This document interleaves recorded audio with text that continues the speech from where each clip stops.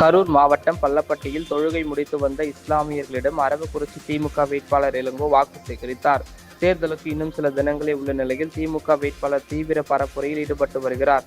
இந்நிலையில் இன்று பள்ளப்பட்டியில் இஸ்லாமிய மக்கள் அதிகம் வாழும் பகுதியான ஷா நகர், ஒலிசா நகர், ஆசாத் நகர் உள்ளிட்ட பல்வேறு பகுதிகளில் 50க்கும் மேற்பட்ட திமுக மற்றும் கூட்டணி கட்சி நிர்வாகிகளுடன் வாகனத்தில் சென்று ஆதரவு கோரினார்.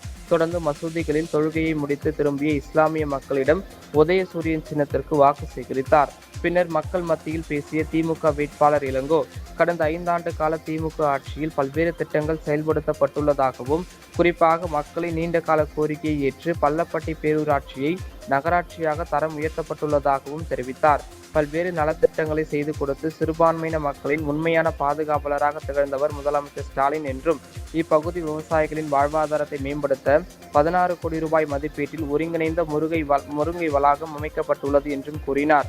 மேலும் பள்ளப்பட்டி நகராட்சிக்கு தேவையான அனைத்து அடிப்படை வசதிகளையும் வேலை வாய்ப்புகளையும் வரும் காலத்திலும் முன்னுரிமை அடிப்படையில் நிறைவேற்றி தருவேன் என கூறி திமுக வேட்பாளர் இளங்கோ உறுதியளித்து வாக்கு சேகரித்தார். கரூர் மாவட்ட கழகத்தினுடைய ஆற்றல் மிகு செயலாளர், கொங்கு மண்டலத்தினுடைய பொறுப்பாளர் அண்ணன் வி செந்தில் பாலாஜி அவர்களுடைய ஆட்சி பெற்ற வேட்பாளராக, மதச்சார்பற்ற முற்போக்கு கூட்டணியினுடைய அங்கம் வகிக்கின்ற அனைத்து தலைவர்களுடைய ஆட்சி பெற்ற வேட்பாளராக உங்களிடத்திலே வருகிறது.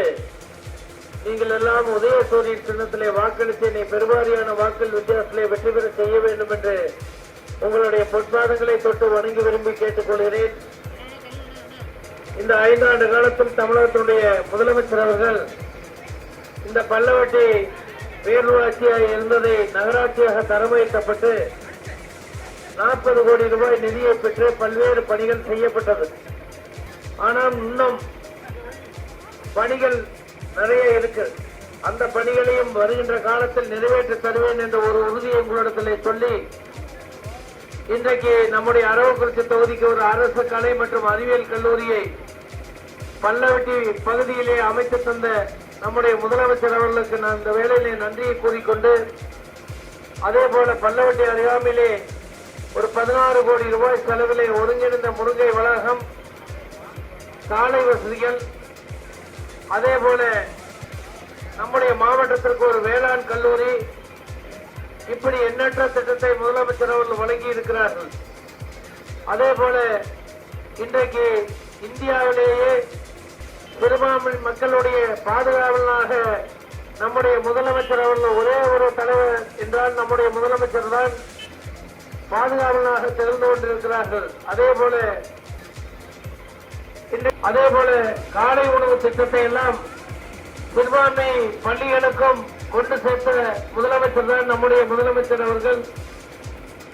அதே போல இன்றைக்கு மகளிருக்கு உரிமை தொகை வழங்கி ஒவ்வொரு குடும்பத்துக்கும் வெளிச்சத்தை ஏற்படுத்தி தந்த முதலமைச்சர் அவர்கள் இன்றைக்கு உரிமை தொகையை 2000 உயர்த்தி தருவேன் என்று உத்தரவிட்டிருக்கிறார்கள்.